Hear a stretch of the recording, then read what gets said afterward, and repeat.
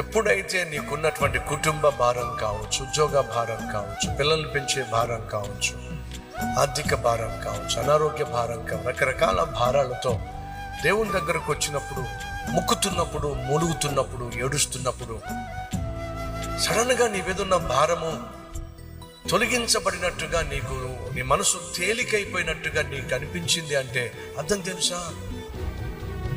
ఈ ప్రపంచాన్ని పరిపాలిస్తున్న దేవుడు నిన్ను అంతగా ప్రేమించాడు కాబట్టి తాను వచ్చి నీ భారం అంతటినీ తన భుజాల మీద వేసుకొని నీకు తేలికను, నెమ్మదిని, విశ్రాంతిని అనుగ్రహించాడు. ప్రయాసపడి భారము మోయుచున్న సమస్త జనులారా నా యొద్దకు రండి, నేను విశ్రాంతిని ఇస్తాను.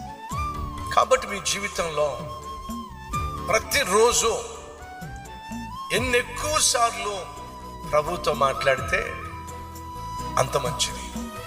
ఎన్ని ఎక్కువ సార్లు ప్రభు నామాన్ని స్మరిస్తే అంత మంచిది.